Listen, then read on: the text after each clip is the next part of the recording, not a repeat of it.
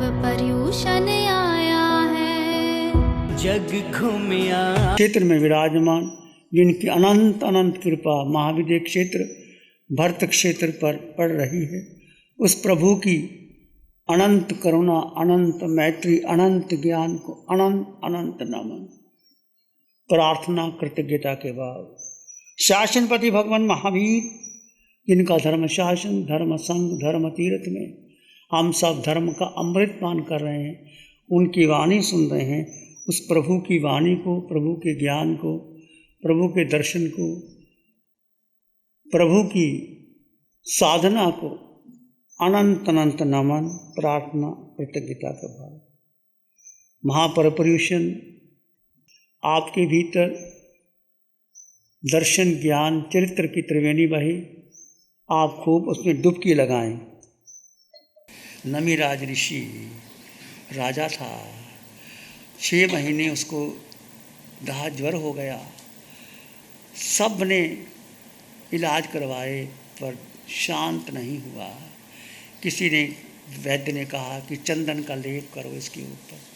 सभी रानियां वो लेप करने लगी, पर वो रानियां की चूड़ियां घिसने लगी, उसको आवाज़ आने लगी। कितनी आवाज़ क्यों आ रही है?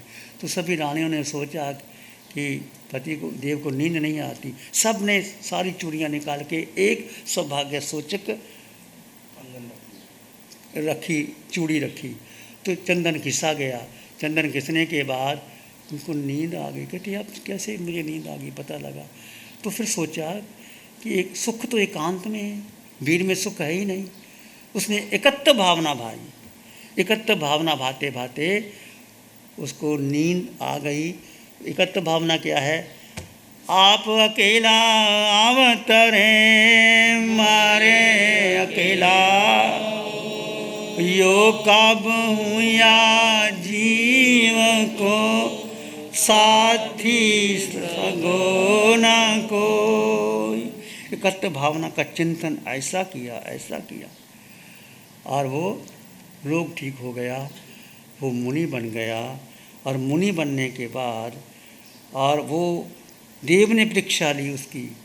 और जब मुनि बनने से पहले कि मिथिला में आग लग रही है राजन, तुम कैसे जा रहे हो? उसने कहा मिथिला तजमानिए न मैं रज्जई, मिथिला जल रही है, मैं नहीं जल रहा, मैं तो आत्मा में सुख हूँ। जो जल रहा है वो मेरा नहीं, जो मेरा है वो जल नहीं रहा। इससे क्या हो गया? उसको बोध प्राप्त हो गया। और इसके पीछे एक कहानी है, नाम नमिराज ऋषि। कैसे नमी बना? युगबाहु और मणिरथ 2 भाई थे, दोनों राजा थे। युगबाहु की पत्नी बहुत सुंदर थी, उसका नाम था मदन रेखा। और मणिरथ उसका बड़ा भाई उसकी पत्नी से मोहित हो गया, उसको लेना चाहता था। छोटे भाई की पत्नी, बड़ा भाई मणिरथ, उसने बहुत हर तरह का प्रलोभन दिया। उसके पास सामान भेजना, हीरे जवाहरात देना, पर वो समझ गई थी कि इसकी नीयत ठीक नहीं है, वो उसके बस में नहीं आई। तो मणिरथ, जब आदमी के भीतर वासना का ज्वार फूट जाता है, फिर वो देखता नहीं कौन भाई है, क्या है, मैं कैसे करने का फल पाऊंगा। तो मणिरथ ने सोचा युगबाहु को बाहर भेज देता हूँ युद्ध के लिए, मैं यहाँ रहूँगा। युगबाहु को बाहर भेज दिया। युगबाहु जीत के वापस आ गया, वो अलग महल में रहने लग गया। और मणिरथ ने सोचा कि अब मौका है कि भाई को मैं हत्या करके उसकी पत्नी से मैं भोग भोगूं, शादी करूं। अब जैसे ही मणिरथ ने सोचा, उस युगबाहु को मारने के लिए उस सीढ़ियों के ऊपर चढ़ रहा है। मणिरथ ऊपर चढ़ता है, उसके हाथ में एक बहुत बड़ा छुरा था। जैसे सीढ़ियों में आया, उसने अपने भाई की छाती में छुरा घोंप दिया और वो खून निकल गया। उधर से मदन रेखा को पता लगा, उसको पता लग गया दिमाग से कि इसकी शरारत है मणिरथ की। वो नीचे आई, सीढ़ियों में आई, अपने पति को गोद में रखा, गोद में रख करके खून का फवारा बह रहा है, और पति को बोध दिया कि देखो ये कर्म है, तुम्हारे कर्म आए, दोष मत देना, उसका कोई दोष नहीं, तुम्हारा कर्म है। उसको धर्म का बोध दिया मदन रेखा ने। धर्म का बोध दिया और बोध देने के बाद स्वर्ग में गया और उधर से मणिरथ करने का फल बड़ा होता। घबरा गया कि मेरा पोल खुल जाएगा, मैंने भाई को मार दिया, सुबह सब राजपुरुष आ जाएंगे, मुझे पकड़ लेंगे।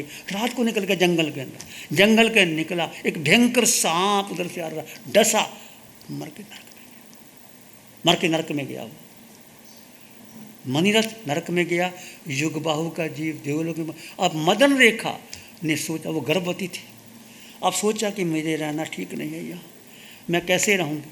और उसने धर्म का शरणा लेके साधुओं के पास दीक्षा ले ली। गर्भवती थी, दीक्षा ले ली। दीक्षा लेने के बाद बच्चा हुआ। बच्चे को उसने एक वृक्ष के नीचे रख दिया। उधर से एक राजा आया, राजा ने बच्चे को देखा, बच्चा बड़ा सुन को, देखो कैसी चांस मिलता है, ये होनी बनाती है। जैसे कबीर का पता नहीं, वो जुलाहा आया, नदी के किनारे देखा, कबीर को देखा, उसका नाम रखा, कबीर कितना ऊंचा उठ गया। उसके माता पिता का पता नहीं, कौन माता कौन पिता क्या ना।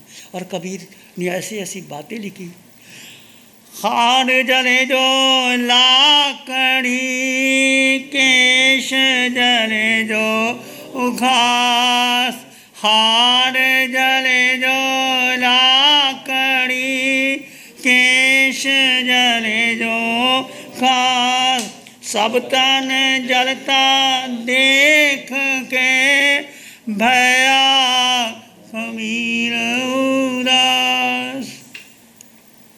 कबीर शमशान में जाते हैं, शमशान में जाके लाश को देखते हैं कि हाड़ जले जो लकड़ी, ये हड्डी मजबूत, जिसको पाला लकड़ी की तरह जल रहे, केश जिसको मखमल लेके पाला, मक्खन मलाई खिलाया, ये घास की तरह चल रहे। हाड़ जली जो लाकड़ी, किस जले जो घास, शब्द तन जलता देख के कबीर उदास हो गया। ये शरीर लकड़ी की तरह जल गया, घास की तरह जल गया, शमशान में वैराग्य पैदा हो गया। तब कबीर ने ये दोहा लिखा, हाड़ जले जो लाकड़ी, केस जले जो घास, सब तन जलता देख के भया कबीर उदास। तो जब भी आपको वैराग्य ना आए, भगवान महावीर और बुद्ध लोगों को वैराग्य के लिए बुद्ध भगवान ले जाते थे। देखो वो सुंदरी अप्सरा जिसको हजारों युवक उसके पीछे जाते थे, आज उसकी लाश पर कोई कफन देने को तैयार नहीं है। देखो उसका रूप क्या था। ऐसे वैराग्य पैदा होता है शमशान में जाकर के। वही शमशान में सब माटी माटी में मिल जाती है, चाहे राजा की हो, रंग की हो, चोर की हो, सब की हो, तो शरीर के भीतर जो चेतना वो निकल जाती है, वो चेतना का मूल्य है। तो मैं कह रहा था, मैं क्या कह रहा था समझे? मदन रेखा की बात चल गई थी। मदन रेखा साध्वी बन गई, गर्भवती थी, अब बच्चे को जन्म दिया। ऐसी घटनाएं भी घटती हैं जीवन के अंदर, कैसे साध्वी ने रखा होगा। अब उधर से राजा आया, राजा ने बच्चे को देखा, बच्चा बड़ा सुंदर है, अपना लिया, अपना बन के उसको अपने घर रखा। वही नमिराज बना, वही नमिराज ऋषि बना, जिसको वो चंदन घिसती हैं, वो मदन रेखा का बेटा था। मदन रेखा साध्वी बनी। कैसे मदन रेखा का जीवन देखो, अंतिम समय पता लगा गोद में उसका सिर पड़ा है, पता है उसको कि भाई ने हत्या की है, पर उसको कहा तुम द्वेष मत करना, तुम अंतिम समय सलेखना आलोचना कर लो कि ऐसे ही होना था, हो गया, तुम मैत्री भावना करो। उसने मैत्री भावना करी, वो देव बना। देव बन करके फिर मदन रेखा के पास सिर झुकाता है कि तुम मेरी गुरनी थी, तुमने मुझे शिक्षा की, रक्षा दी। ऐसी नारी मदन रेखा गर्भवती हो और उसमें ऐसी स्थिति हो, पति चला गया हो, फिर शादी बन गई हो, कितना संकट आता है कि धर्म रक्षा करता है। सुनने में आ सकता है कोई कितनी बड़ी बात है। वही नमिराज ऋषि बने, वही अकेले की भावना भई, वही वो बन गए, वही राजा। ये कर्म का संयोग कैसे कैसे आता है मुझे पता नहीं, आपको पता नहीं। जिंदगी के अंदर हम देखते क्या है कुछ पता नहीं लगता। तो जीवन में उत्तम भावना रखो, मंगल की कामना करो, सबके लिए मंगल की कामना करो। तो नमिराज ऋषि कहते हैं, देह परीक्षा लेने आता है कि मिथिला जल रही है। वो कहते हैं मिथिला जल रही है, मेरा क्या जल रहा है? मेरा कुछ नहीं जल रहा, मैं अपने आप में शांत हूँ, मेरा कुछ नहीं जल रहा। देव परीक्षा लेने आता है, मिथिला को छोड़ करके वो दीक्षित हो जाते हैं। रोग आता है भयंकर और एकत्र भावना भाते हैं। इतनी रानियाँ थी, जम्मू कुमार का वर्णन भी आपने सुना, कैसे कैसे लोग प्रभावित होते हैं। और धर्म भी वही कर सकता है जो समर्थवान हो, जिसके पास शक्ति हो, बल हो। जिसके पास कुछ है ही नहीं वो क्या करेगा बेचारा? भिखारी क्या देगा? जिसके पास खाने कोई कुछ नहीं है वो क्या देगा? पर वो भी बहुत ऊंची उठ सकते हैं, भावना से ऊंची उठ सकते हैं। आज नहीं तो कल तो अपने मंगल की भावना अपने भीतर भाते रहो तो सम्यक दर्शन हो जाता है। तो क्या मिलता है आपको? सत्य का बोध हो गया आपको, अहम का लोप हो जाता है। अहम मैं करता हूँ, मैंने किया। सारे झगड़े किसके? आज परिवार में झगड़े, संघ के झगड़े। मैंने इतना दान दिया, तुमने कितना दिया, तुम्हारे नाम ऊपर आ गया, मेरा नाम नीचे आ गया। ये क्या नाम से लेना देना है? दान दिया छोड़ दो ना। यदि नाम के लिए दान दिया तो वो दान नहीं होता। शुद्ध भावों से दान दिया और अमर हो जाता है व्यक्ति। तो यदि आपके पास सत्य का है तो अहम का लोप हो जाता है। मेरा मेरा मेरा, आज तक देखो मेरा मेरा कितना किया, मेरा मेरा मेरा मेरा मेरा परिवार, मेरा बेटा, मेरा धन, मेरा बंगला, मेरा कोठी, मेरा मेरा करते हम कितने कर्मों का बंधन बांध देते। मेरे का लोप हो जाता है। मैं कुछ करने वाला नहीं। जो हो रहा है संयोग से हो रहा है, सबके संयोग से हो रहा है। सच्चा धर्म, महावीर का धर्म जो अरिहंत परमात्मा सिमंद्र स्वामी भगवान की कृपा से हमें मिला। और वीतराग साधिका निशा जी का अथक श्रम इस बच्चे ने बहुत दिया है। इसने अनंत दिया है, ऐसी धारा दी है, ऐसा दी है। धन्य इस बच्ची को, इनकी माता पिता को। बच्चा कुल तार देता है, जिस घर में जाती है कुल तर जाता है। एक नारी दोनों कुलों को तार देती है, पियर पक्ष और ससुराल पक्ष दोनों को तार देती है। एक नारी दोनों ब्रिज बन जाती है दोनों के लिए। तो ये उदाहरण हमारे सामने है। तो धन का सदुपयोग करना, ज़रूर करना, अच्छे भाव से करना। तो सम्यक दर्शन हो गया तो अहम का लोप हो जाता है, कर्ता भाव नहीं आता। कर्ता मैंने किया, ये सारे कर्मों का बंधन कर्ता भोक्ता से आता है। आप लोग, एक प्रथा चल गई है, नाम लिखाओ, ये करो। मैं मना नहीं करता, जो जिसकी भावना करे। पर यदि आप चुप करके देते हो, अनंत गुना लाभ होता है उसका, अनंत गुना लाभ। और वो मिलता है, निश्चित मिलता है।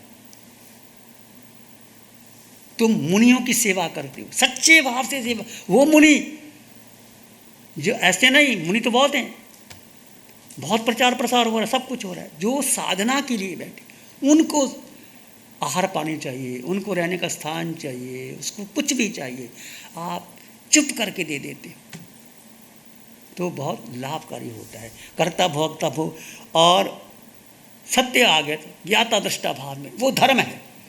कर्ता भोक्ता भाव छूटता है और ज्ञाता दृष्टा भाव, ये आत्मा का स्वभाव। जानो और देखो, जानो और देखो, ज्ञाता दृष्टा भाव। और स्वामीपन का भाव चला जाता है कि मैंने कुछ किया, मैंने कुछ किया, वो चला जाता है। और साक्षी भाव का जन्म होता है। साक्षी भाव ये आत्मा का निज गुण है। साक्षी भाव, समता भाव, ज्ञाता दृष्टा भाव, कर्ता भोक्ता भाव। हम 4 गति 84 लाख जीवन में भटक रहे। क्यों भटक रहे हैं? मैंने किया, मैंने किया, मैंने किया, मैंने किया। परिवार में झगड़े, संघ में झगड़े, देश में झगड़े। आज पूरे देश में या विश्व में क्या हो रहा है? क्यों युद्ध हो रहे हैं? मैं उसको जीत लूँ, मैं उसको जीत लूँ। यूक्रेन के और रशिया के, चाइना के, उसको जीत करके बड़ी जगह बना लूँ, क्या हो जाएगा? सब छोड़ के चले जाओगे। यदि आपको धर्म आ गया तो आपको कर्ता भोक्ता भाव में मुक्त हो जाओगे। साक्षी भाव का जन्म हो जाता है। गतदृष्टा भाव, स्वामित्व का भाव चला जाता है। इसलिए क्या करना? सत्य की प्राप्ति के लिए 24 घंटे में 1 घंटा 2 घंटा अपने लिए रखो। ध्यान साधना करो। यूट्यूब में जो ध्यान पंचम काल में मेरा और आपका सबका अनंत सौभाग्य है कि हमें जो महावीर की साधना अरिहंत परमात्मा सिमंद्र स्वामी भगवान की कृपा से मिली, कृपा से मिली। उस कृपा का लाभ ले लो। छोटा सा जीवन, कितना छोटा जीवन है। भगवान कहते हैं कुसगी ओस बिंदुए लंब मान चिट्ठे। कुशा के अग्र भाग पर रखा हुआ ओस का बिंदु कितनी देर ठहरता है। ऐसे मनुष्य का छोटा सा जीवन कितने साल जियोगे? 80 साल, 100 साल। देवताओं की उम्र करोड़ों वर्षों की, कुछ उम्र छोटी सी उम्र है। वो भोग भोग के आए, तुम और मैं भोग के आए, कोई अपना नहीं है, सब भोग भोगे। परंतु अब जो मनुष्य का जीवन मिला है, अब जो धर्म कर रहे उस धर्म की शरण आओ, ग्रहण करो। प्यारी गुरुवाणी है, बड़ी ही सुहानी है। नमो अरिहंतानंग, नमो सिद्धानंग, नमो आर्यनंग, नमो जयनंग, नमो लोय सब सावनंग, धम्मो मंगल मुखी ठमा हिंसा संयमो तबो देवावित्तं नमं संति जस धम्म श्यामनो। श्री चत्तारी मंगलम, अरहंता मंगलम, सिद्धा मंगलम, साहु मंगलम, केवली पाणत्तो धम्मो मंगलम। चत्तारी लोग उत्तमा, अरहंता लोग उत्तमा, सिद्धा लोग उत्तमा, साहु लोग उत्तमा, केवली पाणत्तो धम्मो लोग उत्तमा। चत्तारी शरणं पवज्जामि, अरहन्ते शरणं पवज्जामि, सिद्धे शरणं पवज्जामि, साहु शरणं पवज्जामि, केवली पणत्तं धम्मं शरणं पवज्जामि। चार है शरण